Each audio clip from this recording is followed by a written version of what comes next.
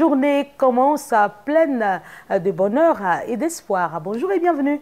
Nous sommes très heureux de vous retrouver ce matin. Qu'il me soit permis de vous présenter mon consultant du jour, le pasteur Kwasi Benoît. Bonjour et bienvenue. Bonjour Madame Edoukou. Vous allez bien? Je vais très bien. Nous nous sommes entendus pour aborder la couleur orange, on dirait. Oui, je pense que c'est une communication d'esprit.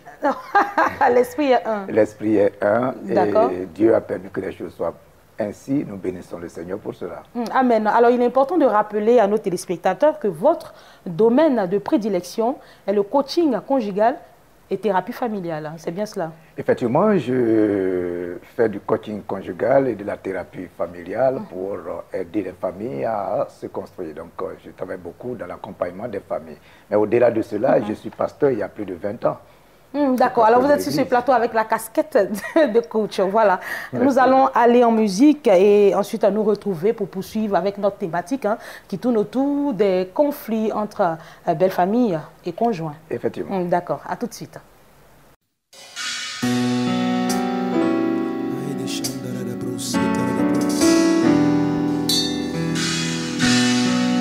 L'être humain est limité. Il lui est impossible, par exemple, de voler comme un oiseau. Mais caché dans un avion, il en devient capable. Il lui est aussi impossible de vivre sous l'eau comme un poisson. Mais dans un sous-marin, cela devient possible. De même, nous aussi, il nous est impossible de faire, d'être ce que Dieu veut que nous soyons. Mais caché dans le Christ, cela est possible. Ce que je désire, c'est m'abriter en toi, rester caché en toi et faire l'impossible.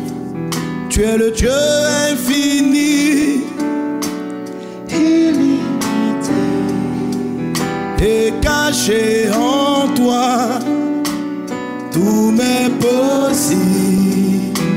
Seigneur mon Dieu, entends ma prière. Ce que je désire, être comme toi, parler comme toi, être comme toi, être comme toi, oui, faire comme toi, pardonner comme toi, mon Dieu, être comme toi. Oh mon Dieu, je veux être comme toi, te ressembler, être à ton image.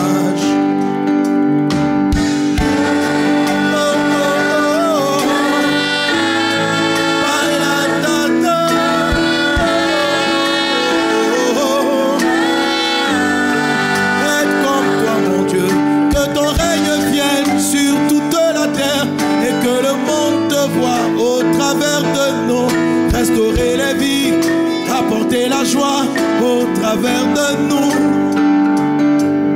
Que ton règne vienne sur toute la terre et que le monde te voie au travers de nous.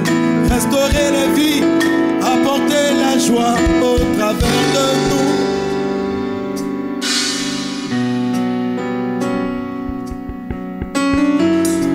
Je veux te ressembler, Seigneur. Comme toi. Nous tous qui le visage découvert, contemplons son visage, nous sommes transformés dans la même image, de gloire en gloire.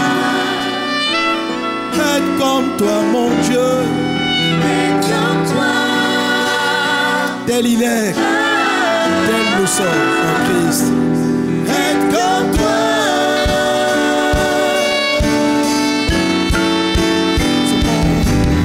Ce monde a besoin de voir ta gloire, et tu m'as choisi pour être ton image.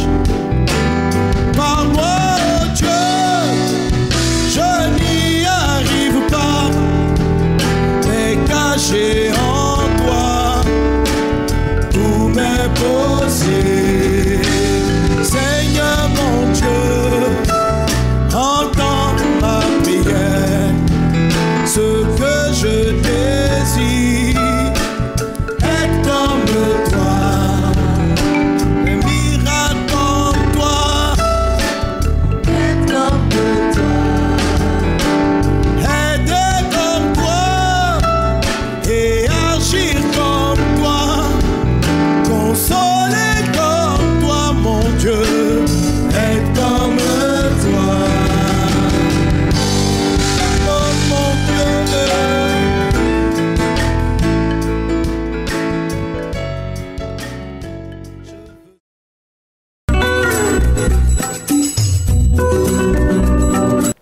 constate qu'il y a des relations conflictuelles avec la belle famille. Alors, comment désamorcer cette situation pour ne pas compromettre l'harmonie familiale? Coach, aujourd'hui, vous allez donner des conseils et au conjoint et à la belle famille. Effectivement, bonjour à vous, chers téléspectateurs de Béni TV. Comment gérer donc les belles familles? Il faut en parler. Et je l'ai dit la dernière fois que vous pouvez choisir votre conjoint, mais vous ne pouvez pas choisir votre belle famille parce que la belle famille, elle s'impose à vous. Et vous avez donc à savoir donc adopter certaines attitudes pour éviter de rentrer en conflit avec cette belle famille. Alors, quelles sont les attitudes à éviter et les attitudes à adopter pour pouvoir donc gérer la belle famille?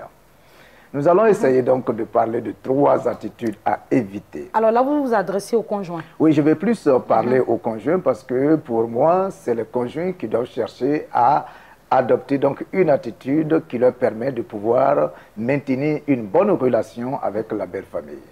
Alors pour cela, je voudrais juste premièrement demander au couple d'éviter de juger trop durement la belle famille. Vous savez, il faut être compréhensif. Quand vous jugez trop durement la belle famille, vous allez toujours regarder les choses du côté négatif et vous risquez donc d'apprécier certaines choses ou même de les aimer. Donc, il faut éviter de juger trop durement la belle famille. Il faut également éviter de faire les comparaisons. Parce que souvent, quand on rentre dans les comparaisons, on n'est plus dans la phase de la construction parce que on sera forcément attiré vers tout ce qui est aspect négatif et on risque donc de compromettre l'harmonie qui règne donc dans la relation avec la belle famille. Vous parlez de ne pas trop vite juger la belle famille, de ne pas juger trop durement. Peut-être que le jugement se base sur des faits qui sont réels. Oui, mais quand il y a des faits qui sont en fait avérés, il faut les signifier, il faut en parler honnêtement, franchement, et puis montrer d'ailleurs ce qu'on attend de l'autre. Sans juger. Et voilà, sans juger. Parce qu'on peut simplement relever des choses, des comportements peut-être désagréables, sans toutefois juger la personne. Voilà, il faut faire toujours la part des choses entre la personne et son comportement. Et ça, c'est très important. Voilà, il faut faire la différence entre la personne et son comportement. Mais votre comportement, alors, c'est vous? Lorsque nous rentrons dans le jugement, nous jugeons la personne au lieu juste de se porter sur le comportement que nous, en fait, n'apprécions pas. Voilà, c'est pour cela que je voudrais qu'on évite de rentrer dans les jugements, mais plutôt qu'on essaie de se montrer beaucoup plus compréhensif.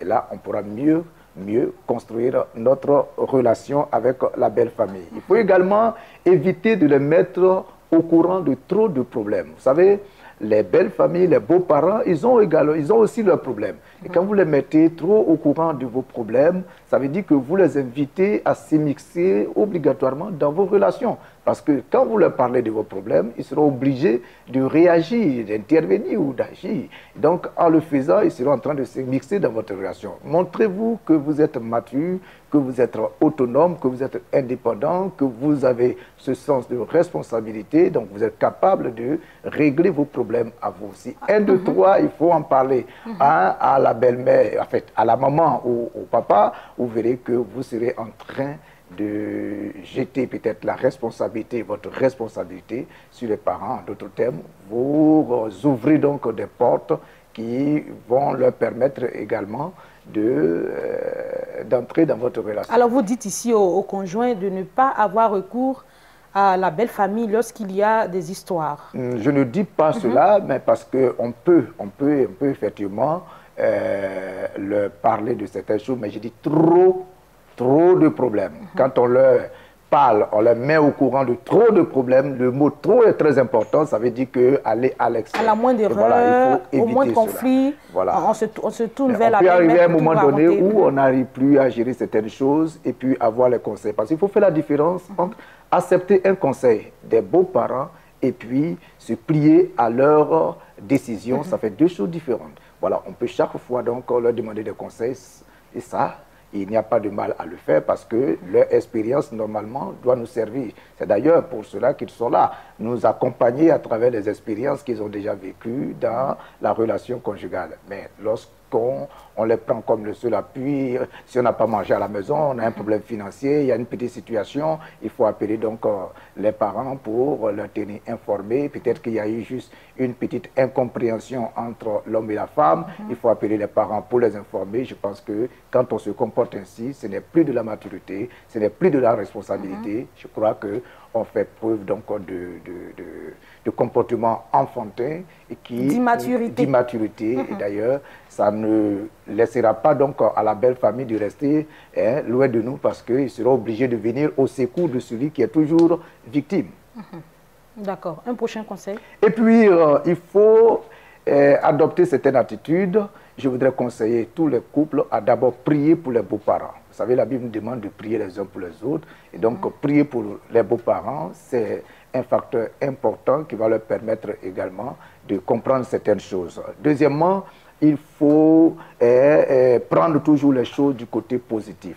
Je dis bien prendre les choses du côté positif. Votre belle-mère peut vouloir juste essayez de vous aider donc dans la cuisine, prenez cela de façon positive, ne voyez pas cela comme si elle veut vous arracher votre foyer ou bien elle veut montrer que vous ne savez pas faire la cuisine, c'est pour cela qu'elle rentre dans la cuisine, mais juste parce qu'elle veut peut-être vous aider à faire la cuisine et elle se sent peut-être gênée seule, assise là en train de vous regarder. Donc il faut toujours prendre les choses du côté positif, il faut leur pardonner leur maladresse. Mais coach, c'est bien facile de le dire, hein. Ma belle-mère veut entrer dans la cuisine, elle veut prendre la place de la dame, de l'épouse. Mais c'est bien normal que l'épouse commence à se plaindre.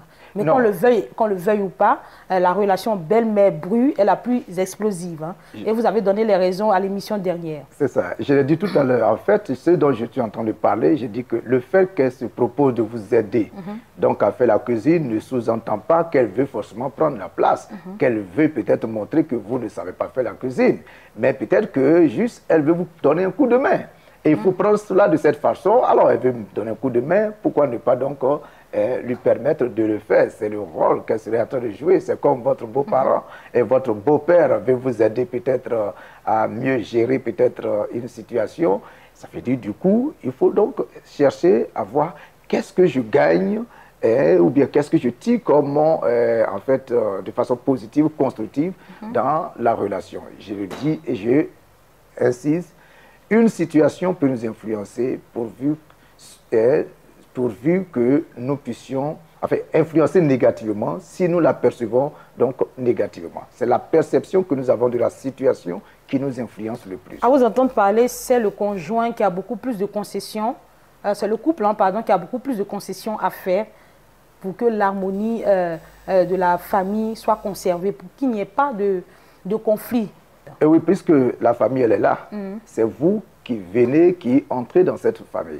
Et donc, vous venez, vous entrez dans cette famille, vous devez adopter une attitude qui permet à cette famille de vous accueillir à bras ouverts. Donc, vous voyez, selon l'image que vous présentez dès le départ, à l'entrée déjà, alors, déjà, il y a certaines dispositions qu'on prend. C'est pour cela que j'ai dit dès le départ que si la belle famille n'a pas accepté au préalable donc, le conjoint ou la conjointe, il aura du mal vraiment à construire une relation harmonieuse avec elle. D'accord, alors c'est là que nous allons nous arrêter pour aujourd'hui. Le temps qui nous est imparti est carrément écoulé. Merci infiniment, coach, d'être passé sur ce plateau. Le mardi prochain, ça sera bien sûr un autre thème. Hein. Effectivement. D'accord, merci infiniment. Merci. Vos contacts s'affichent au bas de l'écran. Nous courons maintenant pour la seconde étape de cette émission. Juste après la glorieuse célébration des 18 années d'existence du camp de prière Jésus, le chemin de la vérité, les activités se poursuivent. Nous sommes en plateau avec Peggy Shalom et le messager. Bonjour et bienvenue. Bonjour. Vous allez bien? Pas trop, pas trop fatigué? C'était chaud. Non, ça va, ça va. Tout va bien? Ça va. D'accord. Alors nous allons parler des différentes activités, programmes du camp de prière. Ah oui. D'accord. Le messager, vous avez... Oh là là, bon, la Bible déclare que ce n'est ni par la force, ni par l'intelligence, mais par l'Esprit du Seigneur. Et donc, on bénit Dieu. Nous sommes encore là, nous sommes encore vivants. Gloire à Dieu. Toute grâce excellente et tout don parfait descend d'en haut du Père des Lumières, sur lequel il n'y a ni changement, ni ombre de variation. 48 heures, les lampions se sont éteints au camp de prière, Jésus le chemin de la vérité. Et donc, chez nous, il y a un adage qui dit « trop de viande n'égale pas la sauce ». Hier, Peggy à remercier tous ceux qui ont fait le déplacement. Et donc, on va profiter, j'allais dire, de nos temps d'antenne. Et donc, pour remercier encore.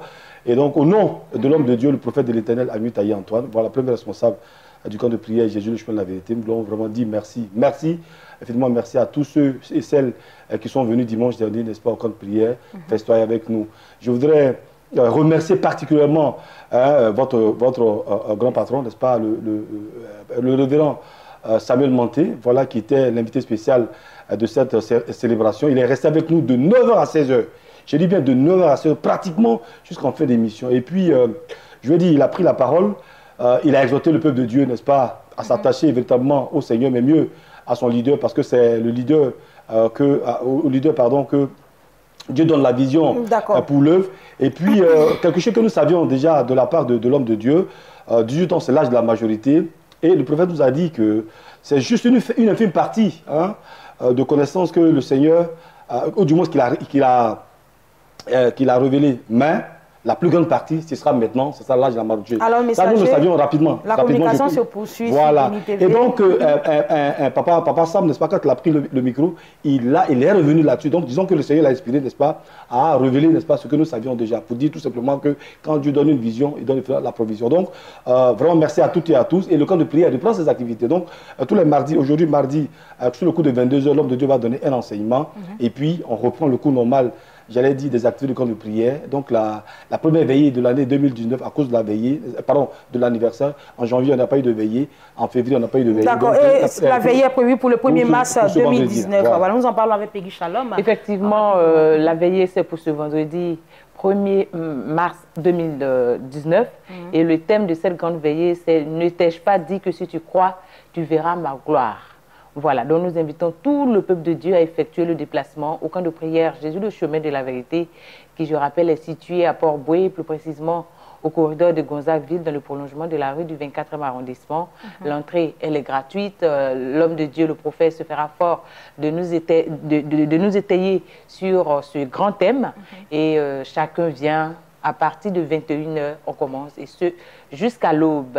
Pour de plus informations, vous appelez l'homme de Dieu au 08 58 20 58, 08 58 20 58 et le 06 03 86 86. Et chez nous, nous disons tout simplement, vous entrez KO, vous en ressortez OK au nom de Jésus. Amen. Voilà qui est dit, juste après la célébration de l'anniversaire, les activités se poursuivent à vendredi 1er mars 2019. Il y a veillé du côté du camp de prière Jésus, le chemin de la vérité, 08 58 20 58 à 06 03 2 fois 86. Merci infiniment le messager. Merci Peggy Shalom. Merci. Voilà, et excellente journée à vous. Nous poursuivons cette émission avec Maman Shekina et Évangéliste Mère qui sont avec nous en plateau. Bonjour et bienvenue. Bonjour. Vous allez bien? Bien. Bien. Très très bien. Très bien. D'accord. Alors nous parlons de consultation prophétique avec le voyant Père Henri et c'est aujourd'hui de 9h à 16h. Okay. Et il y a encore un autre programme ce même jour à partir, dans l'après-midi, à partir de 16h30 et c'est jusqu'à 19h. D'accord. Maman Shekina, vous avez la parole. Ok. Avant de commencer ce moment glorieux, voilà, je vais déjà bénir le nom du Seigneur et prier pour quelqu'un ce jour, afin que Dieu nous permette, pour ne pas dire Dieu permette à quelqu'un de connaître sa voie. Parce que quand tu connais ta voie, quand tu connais ton chemin, tu ne dis pas en route. La Bible comme ça me parle de Naaman. La Bible dit comme ça que Naaman était le chef de l'armée du roi. Naaman était un homme considéré. Naaman avec toutes les qualifications que quelqu'un pouvait avoir pour être envié. Il était envié même de tout le monde. Mais il y avait un mais qui venait mettre une virgule à toutes les qualifications de Naaman. Il y avait un mais qui venait mettre une tâche à tout ce qu'on pouvait donner comme qualification à Naaman. C'est comme aujourd'hui. C'est vrai que tu as tous les diplômes qu'il te faut. Mais il y a un mais, tu ne travailles pas. Tu as toutes les qualifications d'une femme. Tu es belle, tu as bon cœur. Tu es bien, tu es respectueuse, tu es soumise, tu es même vertueuse. Mais jusqu'au jour d'aujourd'hui, il n'y a personne qui te fait pisse. C'est vrai. Actuellement, là, c'est-à-dire tout est mis en place pour que tu puisses réussir. Mais jusqu'au jour d'aujourd'hui, il n'y a rien. Il y a un mec qui vient tâcher ta vie. Il y a un mec qui fait qu'à chaque fois, quand tu t'endors sur ton lit, la seule personne qui peut peut-être témoigner de ta douleur, c'est ton matelas. Si le matelas pouvait un temps soit peu dire ce que tu ressentais comme besoin, véritablement, le matelas de plusieurs personnes allait parler. Ce matin, je suis venu te parler de quelqu'un qui a développer quelque chose que le Saint-Esprit lui a donné. La Bible dit que le Seigneur renouvelle, le Seigneur donne un esprit renouvelé à ses serviteurs. Voilà. Donc il s'est assis et il a développé un système que quoi? La consultation au téléphone. Il s'agit de prendre ton portable et puis de composer le numéro du bonheur. Ce matin, je parle avec une certaine aisance, je parle avec stabilité, afin de te permettre de pouvoir réellement comprendre ce que je suis en train de dire et puis de ne plus souffrir, de ne plus avoir ce mail-là qui te fait tant pleurer. Compose le numéro du bonheur et au bout du téléphone, tu vas entendre quelqu'un qui va te dire des choses qui... C'est-à-dire parfois, ça sort tellement de l'ordinaire, c'est tellement fort. Si ce n'est pas le Saint-Esprit, personne ne peut révéler cela à quelqu'un. Voilà. Donc ce matin, il n'y a pas lieu de te déplacer. Non, non. Prends seulement ton portable à partir de 9h. Pendant que tu m'entends là, commence à composer le numéro du bonheur et puis quelque chose de bon va t'arriver. Voilà, elle a dit, hein, avec le voyant Père Henri, il se passe des choses extraordinaires au téléphone. Effectivement, c'est au téléphone. Il y a un monsieur âgé du nom de Alfred qui, depuis 2014, allait au... C'est-à-dire, lui, sa vie, là, c'était veiller chaque vendredi. Jusqu'au quartier, veiller même quand il veille des prières. Au quartier, quand il sort, on dit bonjour, veillez. C'est comme ça on le surnommait maintenant. Parce que chaque vendredi, depuis 2014 jusqu'à 2019, c'était veille. Chaque vendredi, il cherchait une église pour aller veiller, Et qu'est-ce qu'il cherchait? Il cherchait la solution à son problème. Mais zéro, depuis 5 ans, zéro. Je veux dire à quelqu'un peut-être qui est en train de m'écouter, peut-être tu te préparais à peut-être programmer encore ce vendredi une veillée. Frère, il faut t'asseoir à la maison. Prends simplement ton téléphone, il faut appeler. Au téléphone, Dieu va se révéler à toi à travers son serviteur. Il y a seulement 3 numéros, ce sont les numéros du bonheur. Les numéros sont tellement faciles, maman Andrienne, que tu peux prendre. Les numéros sont le 04 04 04 86. 3 fois 04 86. Il y a aussi le 71 71 71, c'est-à-dire 3 fois 71 19. Et le 07 50 30 10. Nous rappelons qu'il y a consultation prophétique de 9h à 16h. Et ensuite, un face-à-face avec l'homme de Dieu. Hein, ceux qui souhaitent entrer en entretien privé avec l'homme de Dieu, c'est de 16h30 à 19h du côté de Yopougon, Maroc, à Carrefour, à Tikenja. 3 fois 04 68, 3 fois 71 19 et enfin le 07 50 30 10. Voilà les contacts auxquels il faudrait appeler pour avoir l'homme de Dieu en ligne. Merci infiniment maman Shekina, merci évangéliste. Mère, vous avez tellement bien parlé, j'ai envie de vous accompagner en musique. Okay.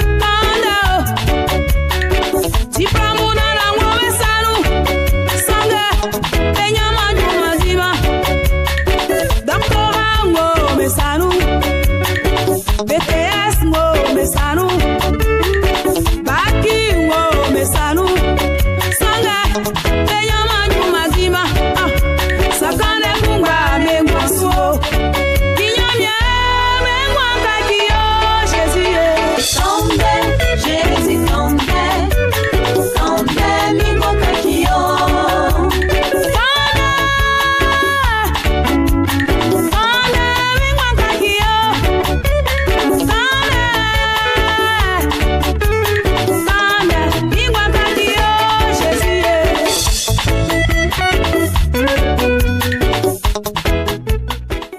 Le numéro Matin Afrique du jour est terminé. Nous avons pris le plaisir de recevoir Peggy Shalom et le messager du camp de prière Jésus le chemin de la vérité et Maman Shekina, évangéliste mère pour le compte de la mission évangélique La puissance du Saint-Esprit. Merci vous téléspectateurs d'être restés en notre compagnie. Rendez-vous est pris pour mardi prochain par la grâce de Dieu. Portez-vous bien et gardez le sourire car notre Seigneur Jésus-Christ est fidèle à toutes ses promesses. Passez une agréable journée. Au revoir.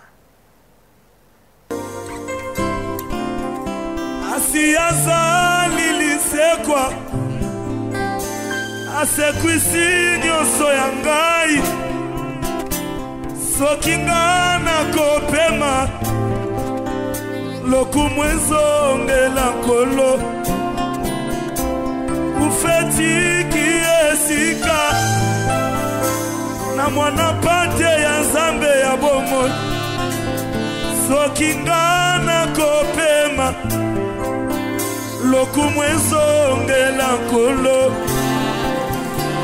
si azali lisekwa asekwisi nyonso ya ngai soki nga nakopema lokumu ezongela nkolo kufatiki ziki yetu na mwana pate na nzambe ya bomoi soki ngai soki ngai soki ngai soki ngai soki ngai soki ngai soki ngai soki ngai soki ngai soki ngai ai soki ngai ai la basherie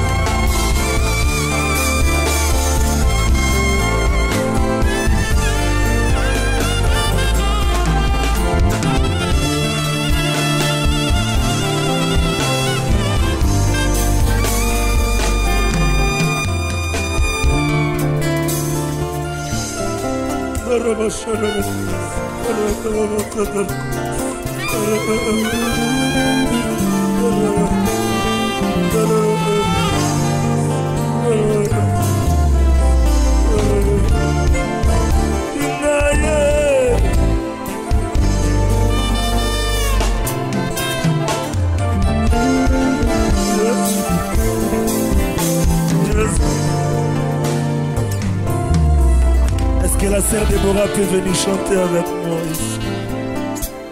Ce chant. Je n'ai plus de mots pour ce chant.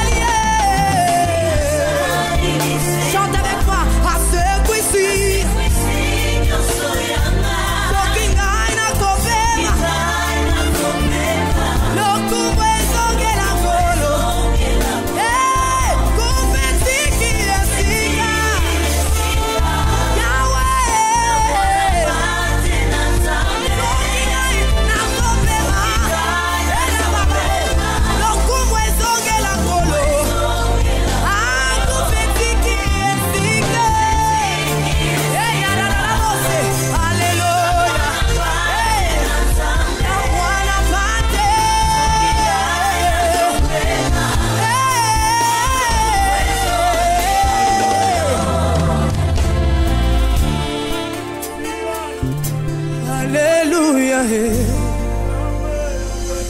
Alléluia. Alléluia. Alléluia.